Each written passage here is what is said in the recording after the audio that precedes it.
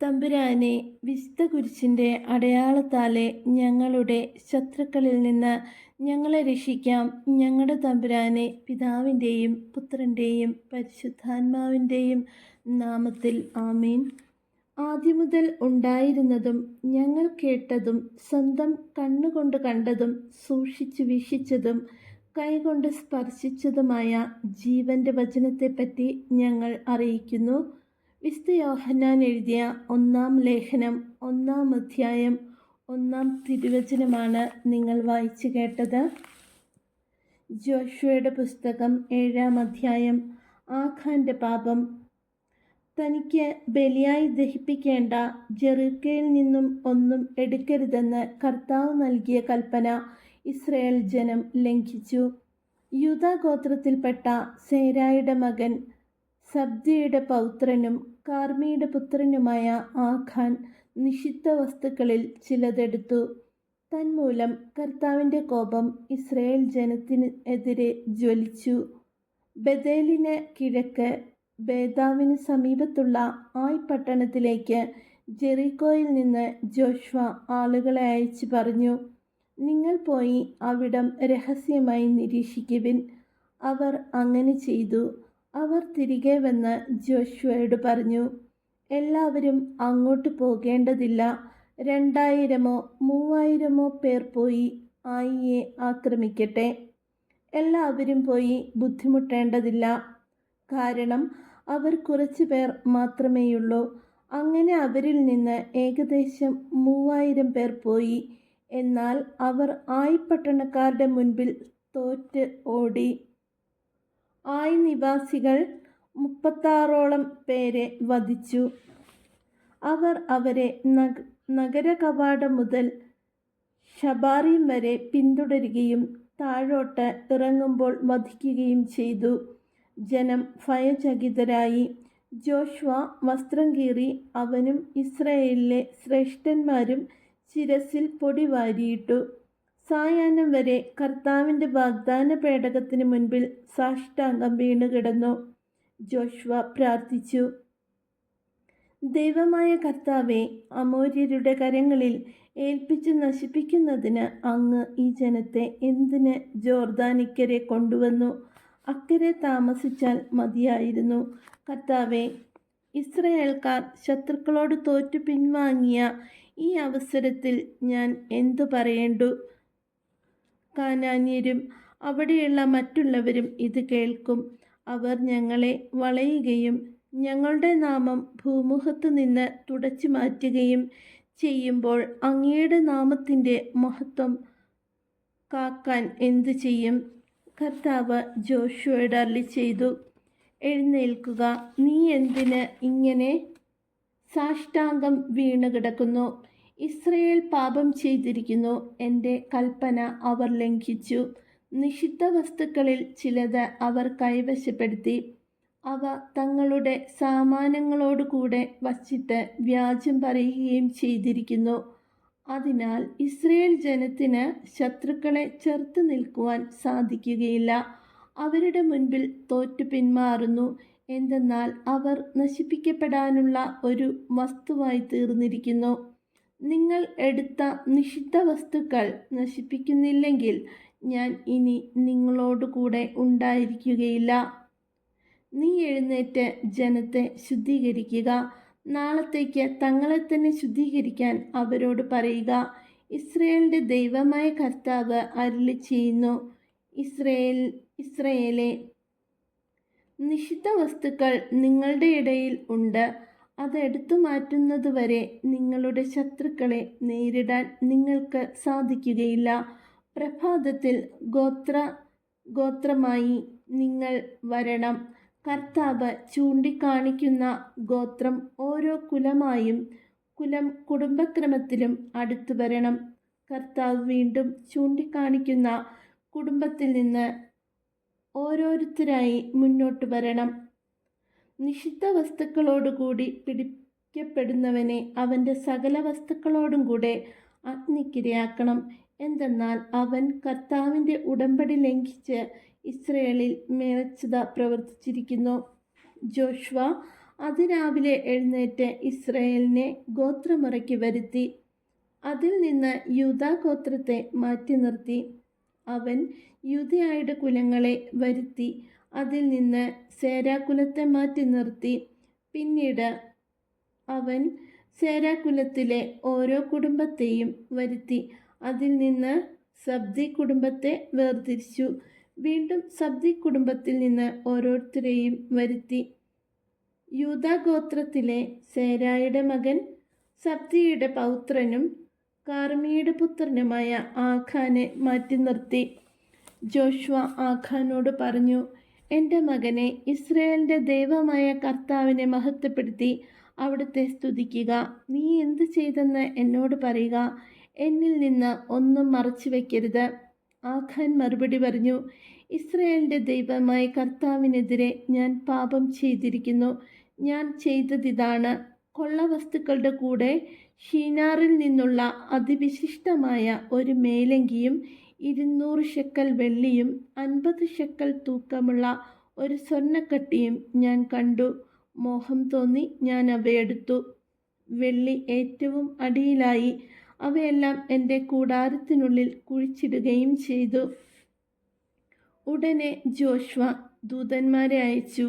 അവർ കൂടാരത്തിലേക്ക് ഓടി. വെള്ളി ഏറ്റവും അടിയിലായി. അവയെല്ലാം ഒളിച്ചു വച്ചിരിക്കുന്നത് അവർ കണ്ടു. അവർ കൂടാരത്തിൽ നിന്ന് അവയെടുത്ത് ജോഷ്വയുടെയും ഇസ്രായേൽ ജനത്തിൻ്റെയും മുൻപാകെ കൊണ്ടുവന്നു. അവർ അത് കർത്താവിൻ്റെ മുൻപിൽ നിരത്തിവെച്ചു.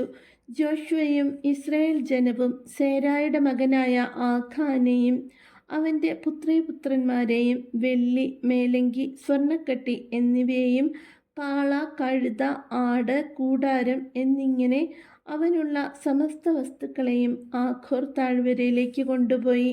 അവിടെ എത്തിയപ്പോൾ ജോഷ്വ പറഞ്ഞു, നീ എന്തുകൊണ്ടാണ് ഞങ്ങളുടെ മേൽ കഷ്ടതകൾ വരുത്തിവെച്ചത്? നിന്റെ മേലും ഇന്ന് കർത്താവ് കഷ്ടതകൾ വരുത്തും. അപ്പോൾ ഇസ്രായേൽ ജനം അവനെയും കുടുംബത്തെയും കല്ലെറിഞ്ഞു വസ്തുവകകൾ അഗ്നിക്കിരയാക്കി. അവർ അവൻ്റെ മേൽ ഒരു വലിയ കൽക്കൂമ്പാരം ഉണ്ടാക്കി. അത് ഇന്നും അവിടെയുണ്ട്. അങ്ങനെ കർത്താവിൻ്റെ ഉജ്ജ്വല കോപം ശമിച്ചു. ഇന്നും ആ സ്ഥലം ആഖോറിൻ്റെ താഴ്വര എന്ന് അറിയപ്പെടുന്നു. ജോഷ്വയുടെ പുസ്തകം 8-ാം അധ്യായം. ആയി പട്ടണം നശിപ്പിക്കുന്നു. കർത്താവ് ജോഷ്വയോട് അരുളി ചെയ്തു, എല്ലാ യോദ്ധാക്കളെയും കൂട്ടി ആയിയിലേക്ക് പോവുക. ഭയമോ പരിഭ്രമമോ വേണ്ട. ഇതാ, ഞാൻ അവിടുത്തെ രാജാവിനെയും പ്രജകളെയും പട്ടണത്തെയും രാജ്യത്തെയും നിന്റെ കൈകളിൽ ഏൽപ്പിച്ചിരിക്കുന്നു. ജെറിക്കയോടും അവിടുത്തെ രാജാവിനോടും നീ പ്രവർത്തിച്ചതുപോലെ ആയിയോടും അവിടുത്തെ രാജാവിനോടും പ്രവർത്തിക്കുക. എന്നാൽ കന്നുകാലികളെയും കൊള്ളവസ്തുക്കളെയും നിങ്ങൾക്ക് എടുക്കാം. പട്ടണത്തെ ആക്രമിക്കുന്നതിന് അതിന് പിന്നിൽ പതിയിരിക്കണം. ജോഷ്വയും യോദ്ധാക്കളും ആയി പട്ടണത്തിലേക്ക് പുറപ്പെട്ടു. ജോഷ്വ ധീര പരാക്രമികളായ 30,000 പേരെ തെരഞ്ഞെടുത്തു. രാത്രിയിൽ തന്നെ അയച്ചു. അവൻ അവരോട് ആജ്ഞാപിച്ചു, പട്ടണത്തെ ആക്രമിക്കുന്നതിന് നിങ്ങൾ അതിന് പിന്നിൽ ഒളിച്ചിരിക്കണം. വളരെ അകലെ പോകരുത്. സദാ ജാഗരൂകരായിരിക്കുകയും വേണം. ഞാനും കൂടെയുള്ളവരും പട്ടണത്തെ സമീപിക്കും. അവർ ഞങ്ങൾക്കെതിരെ വരുമ്പോൾ മുൻപിലത്തെ പോലെ ഞങ്ങൾ പിന്തിരിഞ്ഞോടും. പട്ടണത്തിൽ നിന്ന് വളരെ അകലെ എത്തുന്നതുവരെ അവർ ഞങ്ങളെ പിന്തുടരും. അപ്പോൾ അവർ പറയും, ഇതാ, അവർ മുൻപിലത്തെ പോലെ പരാജിതരായി ഓടുന്നു. ഞങ്ങൾ അങ്ങനെ ഓടും. അപ്പോൾ നിങ്ങൾ പുറത്തു വന്ന് പട്ടണം പിടിച്ചടക്കണം. നിങ്ങളുടെ ദൈവമായ കർത്താവ് അത് നിങ്ങളുടെ കൈകളിൽ ഏൽപ്പിച്ചു തരും. കർത്താവ് കൽപ്പിച്ചതുപോലെ പട്ടണം പിടിച്ചടക്കിയതിന് ശേഷം അത് അഗ്നിക്കിരയാക്കണം. ഞാൻ നിങ്ങളോട് കൽപ്പിക്കുന്നു. ജോഷ്വ അവരെ യാത്രയാക്കി. അവർ പോയി ആയി പട്ടണത്തിന് പടിഞ്ഞാറ് ആ പട്ടണത്തിനും ബഥേലിനും മധ്യേ ഒളിച്ചിരുന്നു. ജോഷ്വ ആ രാത്രിയിൽ ജനത്തോടുകൂടെ താമസിച്ചു. അവൻ അതിരാവിലെ എഴുന്നേറ്റ് യോദ്ധാക്കളെ വിളിച്ചുകൂട്ടി. ഇസ്രായേലിലെ ശ്രേഷ്ഠന്മാരോടുകൂടെ ജനത്തെ ആയി പട്ടണത്തിലേക്ക് നയിച്ചു. അവനും കൂടെയുണ്ടായിരുന്ന യോദ്ധാക്കളും പട്ടണത്തിൻ്റെ പ്രധാന കവാടത്തിന് വടക്ക് വശത്തായി പാളയമടിച്ചു. അവർക്കും ആയിപ്പട്ടണത്തിന് മധ്യേ ഒരു താഴ്വരയുണ്ടായിരുന്നു.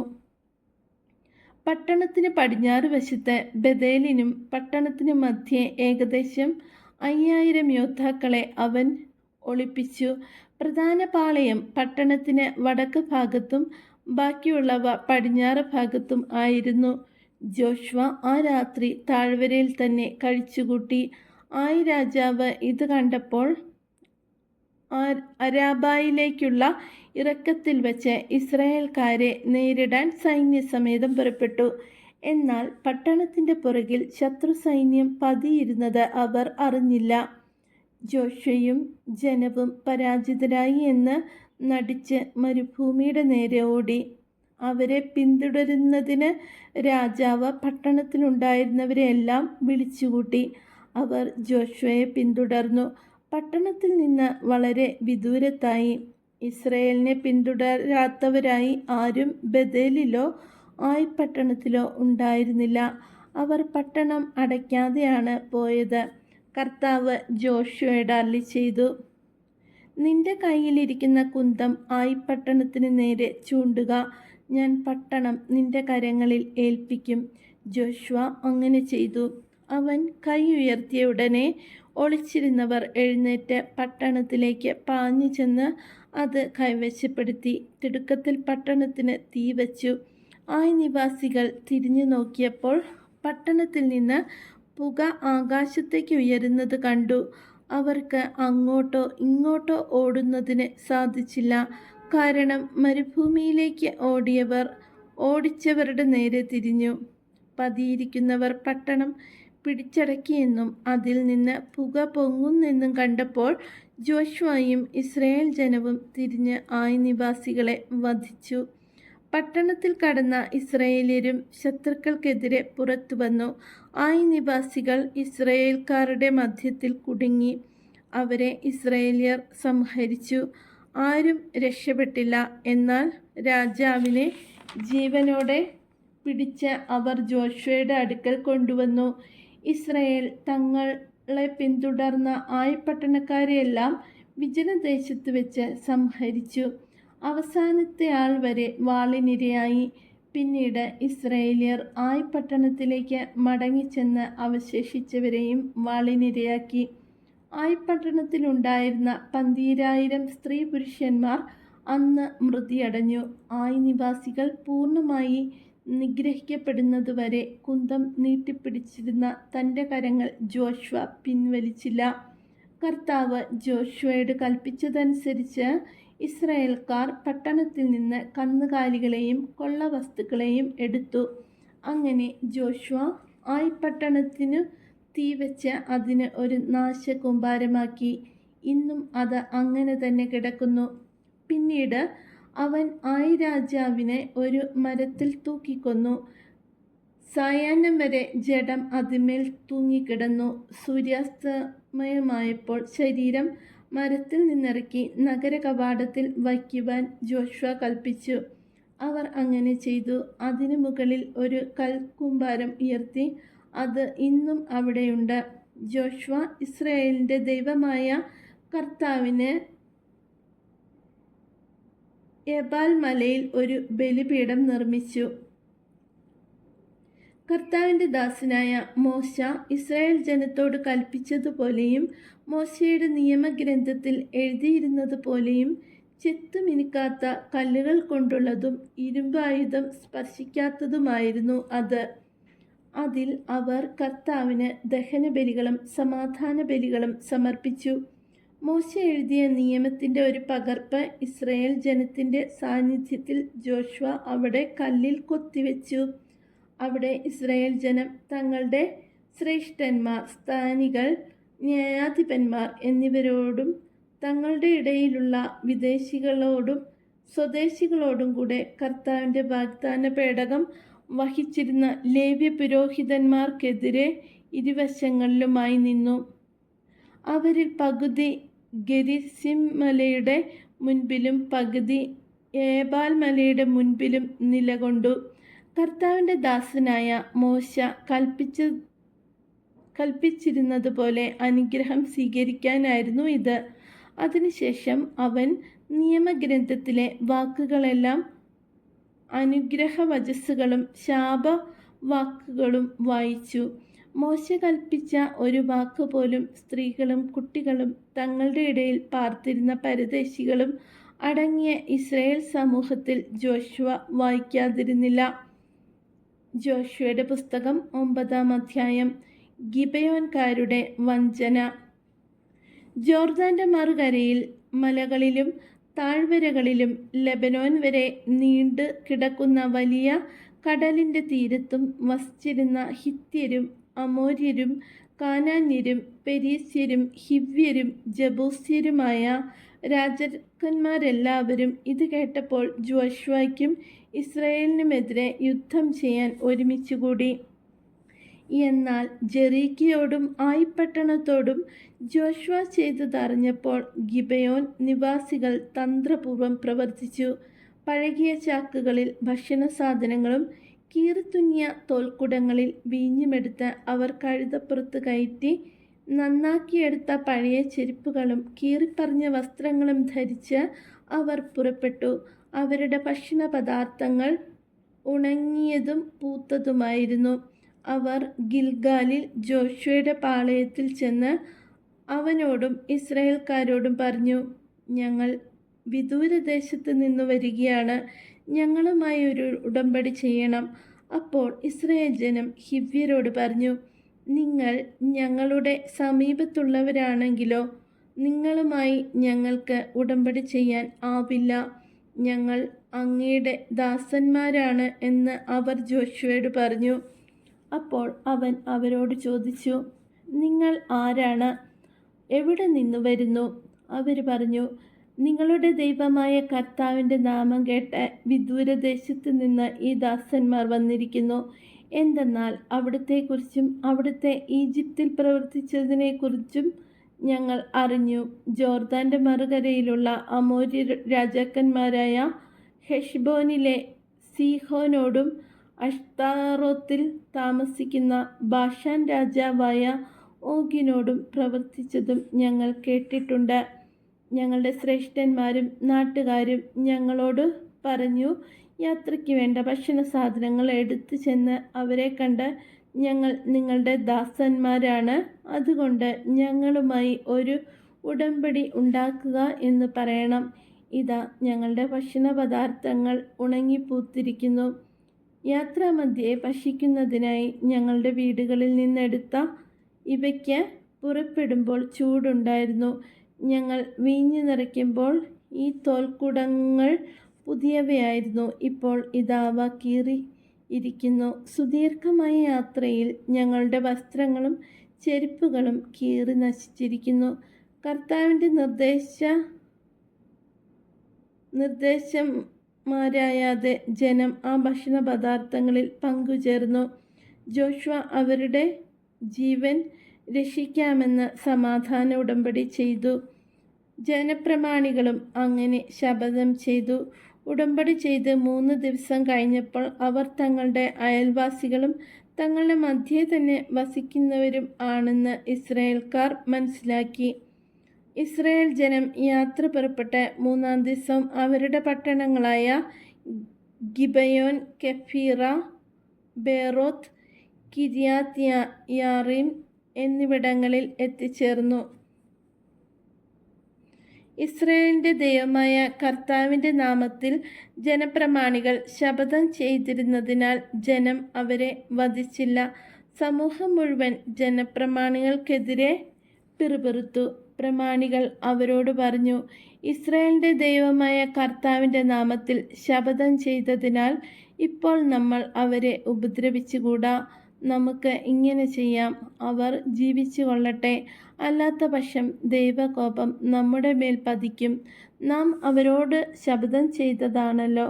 അവർ ഇസ്രായേൽ ജനത്തിനു വേണ്ടി വിറക് വെട്ടിയും വെള്ളം കോരിയും ജീവിച്ചു കൊള്ളട്ടെ എന്ന് പ്രമാണികൾ നിർദ്ദേശിച്ചു.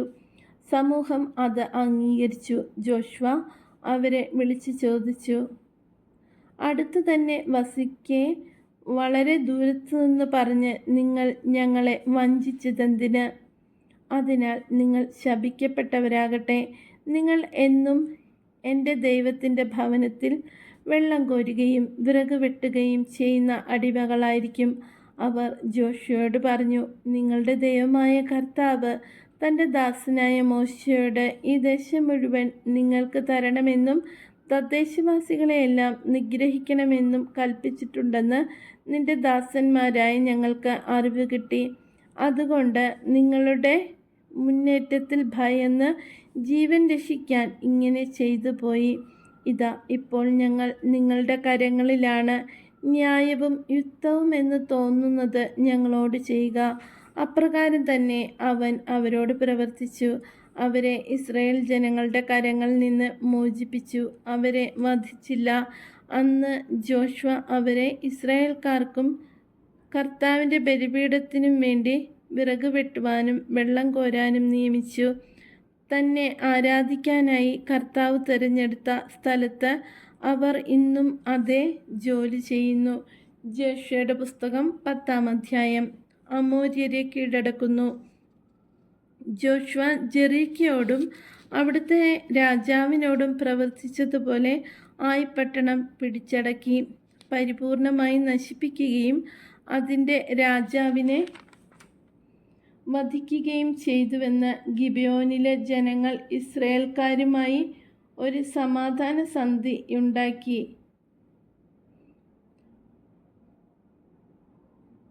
അവരുടെ ഇടയിൽ ജീവിക്കുന്നുവെന്നും ജെറുസലേം രാജാവായ അദോനിസേദെക്ക് കേട്ടു. അപ്പോൾ ജെറുസലേം നിവാസികൾ പരിഭ്രാന്തരായി. കാരണം മറ്റേതൊരു രാജകീയ പട്ടണവും പോലെ ഗിബിയോനും ഒരു വലിയ പട്ടണമായിരുന്നു. അത് ആയി പട്ടണത്തേക്കാൾ വലുതും അവിടുത്തെ ജനങ്ങൾ ശക്തന്മാരുമായിരുന്നു. ജെറുസലേം രാജാവായ അദോനിസേദെക്ക് ഹെബ്രോൻ രാജാവായ ഹോഹാമിനും യാർമുത്ത് രാജാവായ പിറാമിനും ലാഖിഷ് രാജാവായ ജഫിയായ്ക്കും എഗ്ലോൺ രാജാവായ ദബീറിനും ഈ സന്ദേശം അയച്ചു. നിങ്ങൾ വന്ന് എന്നെ സഹായിക്കുക. നമുക്ക് ഗിബെയോനെ നശിപ്പിക്കാം. അവർ ജോഷുവയോടും ഇസ്രായേൽക്കാരോടും സമാധാന സന്ധി ചെയ്തിരിക്കുന്നു. ജെറുസലേം, ഹെബ്രോൺ, യാർമുത്ത്, ലാഖിഷ്, എഗ്ലോൺ എന്നിവയുടെ അധിപന്മാരായ 5 അമോര്യ രാജാക്കന്മാർ സൈന്യസമേതം ചെന്ന് ഗിബെയോനെതിരെ താവളമടിച്ച് യുദ്ധം ചെയ്തു. ഗിബെയോനിലെ ജനങ്ങൾ ഗിൽഗാലിൽ പാളയമടിച്ചിരുന്ന ജോഷുവയെ അറിയിച്ചു, അങ്ങയുടെ ദാസന്മാരെ കൈവിടരുതേ. വേഗം വന്ന് ഞങ്ങളെ രക്ഷിക്കുക, ഞങ്ങളെ സഹായിക്കുക. എന്തെന്നാൽ മലമ്പ്രദേശത്ത് വസിക്കുന്ന അമോര്യ രാജാക്കന്മാർ ഞങ്ങൾക്കെതിരെ സംഘടിച്ചിരിക്കുന്നു. ഉടൻ തന്നെ ജോഷുവയും ശക്തന്മാരും യുദ്ധവീരന്മാരുമായ എല്ലാവരും ഗിൽഗാലിൽ നിന്ന് പുറപ്പെട്ടു. കർത്താവ് ജോഷുവയോട് അരുളിച്ചെയ്തു, അവരെ ഭയപ്പെടേണ്ട. ഞാൻ അവരെ നിന്റെ കരങ്ങളിൽ ഏൽപ്പിച്ചു തന്നിരിക്കുന്നു. നിന്നോടെതിരിടാൻ അവരിൽ ആർക്കും സാധിക്കുകയില്ല. ജോഷുവ ഗിൽഗാലിൽ നിന്ന് പുറപ്പെട്ട് രാത്രി മുഴുവൻ സഞ്ചരിച്ച് അവർക്കെതിരെ മിന്നലാക്രമണം നടത്തി. ഇസ്രായേലിൻ്റെ മുമ്പിൽ അമോര്യർ ഭയവിഹ്വലരാകുന്നതിന് കർത്താവ് ഇടയാക്കി. ഇസ്രായേൽക്കാർ ഗിബെയോനിൽ വച്ച് അവരെ വകവരുത്തി. ബെത്ത്ഹോറോൺ ചുരത്തിലൂടെ അവരെ ഓടിക്കുകയും അസേക്കായിലും മക്കേദായിലും വെച്ച് നിശേഷം നശിപ്പിക്കുകയും ചെയ്തു.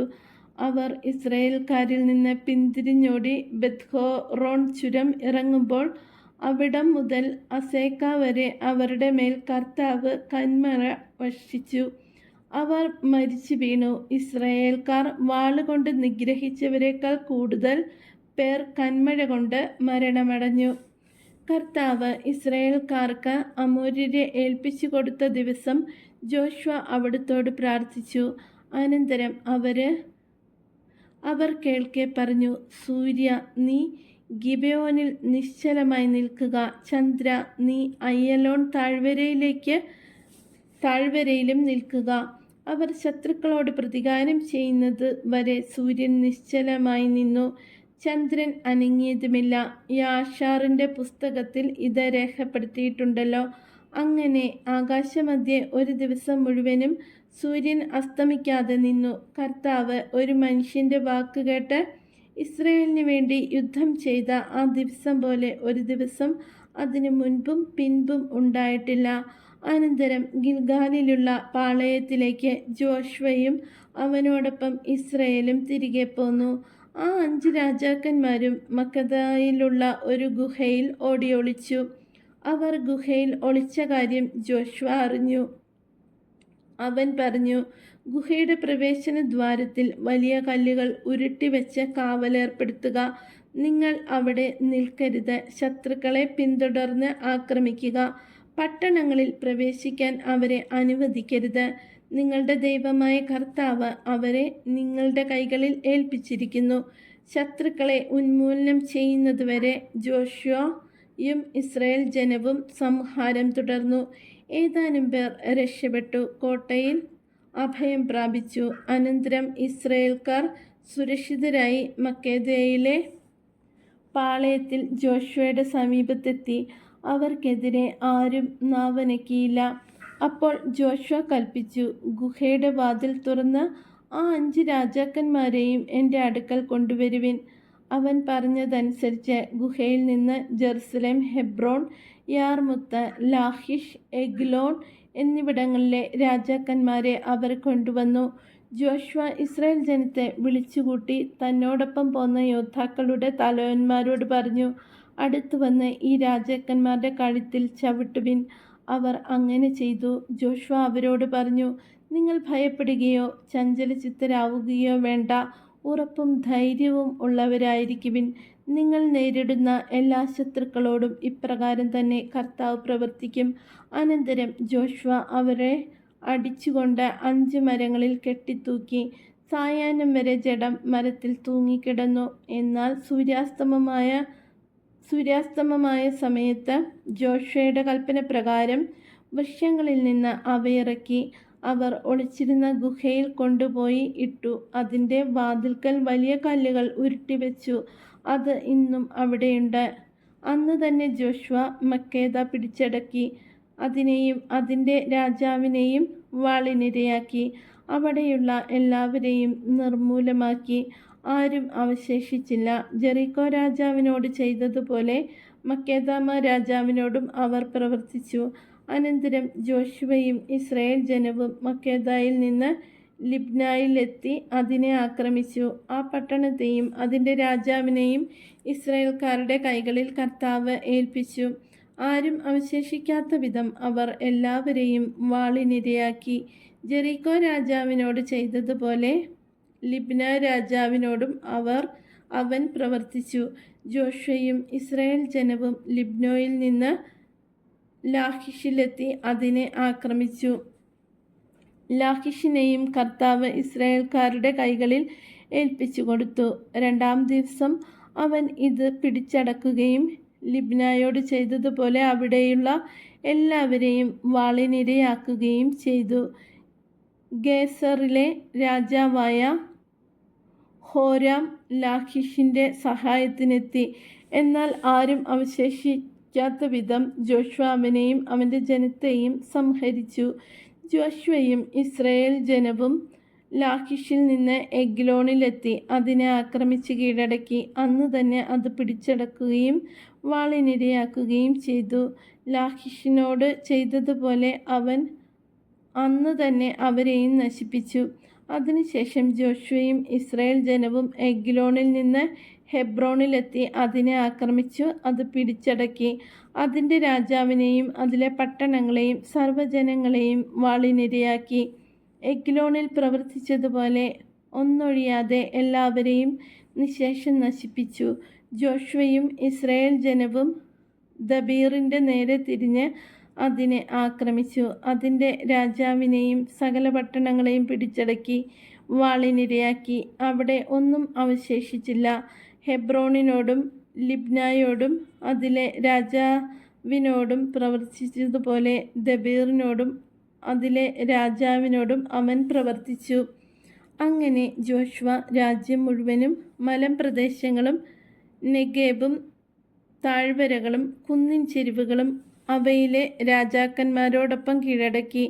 ഒന്നൊഴിയാതെ എല്ലാ ജീവികളെയും ഇസ്രായേലിൻ്റെ ദൈവമായ കർത്താവിൻ്റെ കൽപ്പനയനുസരിച്ച് നശിപ്പിച്ചു. കാദഷ് ബർണിയ മുതൽ ഗാസ വരെയും ഗോഷൻ മുതൽ ഗിബെയോൻ വരെയും ജോഷ്വ പിടിച്ചടക്കി. ഈ രാജാക്കന്മാരെയും അവരുടെ ദേശങ്ങളെയും ഒറ്റയോട്ടത്തിൽ പിടിച്ചെടുത്തു. എന്തെന്നാൽ ഇസ്രായേലിൻ്റെ ദൈവമായ കർത്താവ് അവർക്ക് വേണ്ടി യുദ്ധം ചെയ്തു. അതിനുശേഷം ജോഷ്വയും ഇസ്രായേൽ ജനവും ഗിൽഗാലിൽ തങ്ങളുടെ പാളയത്തിലേക്ക് തിരിച്ചു പോന്നു. നമ്മുടെ കർത്താവായ മിശിഹായ്ക്ക് സ്തുതി. സ്വർഗസ്ഥനായ ഞങ്ങളുടെ പിതാവേ, അങ്ങയുടെ നാമം പൂജിതമാകണമേ. അങ്ങയുടെ രാജ്യം വരയണമേ. അങ്ങയുടെ തിരുമനസ്സ് സ്വർഗത്തിലെ പോലെ ഭൂമിയിലുമാകണമേ. അന്നൊന്നു വേണ്ട ആഹാരം ഇന്ന് ഞങ്ങൾക്ക് തരയണമേ. ഞങ്ങളോട് തെറ്റ് ചെയ്യുന്നവരോട് ഞങ്ങൾ ക്ഷമിച്ചിരിക്കുന്ന പോലെ ഞങ്ങളുടെ തെറ്റുകൾ ഞങ്ങളോട് ക്ഷമിക്കണമേ. ഞങ്ങളെ പ്രലോഭനങ്ങൾ ഉൾപ്പെടുത്തരുതേ, തിന്മയിൽ നിന്ന് ഞങ്ങളെ രക്ഷിച്ചുകൊള്ളണമേ. നന്മ നിറഞ്ഞ മറിയമേ സ്വസ്തി, കർത്താവ് അങ്ങയുടെ കൂടെ സ്ത്രീകളിൽ അങ്ങ് അനുഗ്രഹിക്കപ്പെട്ടവളാകുന്നു. അങ്ങയുടെ ഉദരത്തിൻ ഫലമായി ഈശോ അനുഗ്രഹിക്കപ്പെട്ടവനാകുന്നു. പരിശുദ്ധ മറിയമേ തമ്പുരാൻ്റെ അമ്മേ, പാപികളായ ഞങ്ങൾക്ക് വേണ്ടി ഇപ്പോഴും എപ്പോഴും ഞങ്ങളുടെ മരണസമയത്തും തമ്പുരാനോട് അപേക്ഷിച്ചു കൊള്ളണമേ. പിതാവിനും പുത്രനും പരിശുദ്ധാത്മാവിനും സ്തുതി, ആദിയിലെ പോലെ ഇപ്പോഴും എപ്പോഴും എന്നേക്കും ആമേൻ.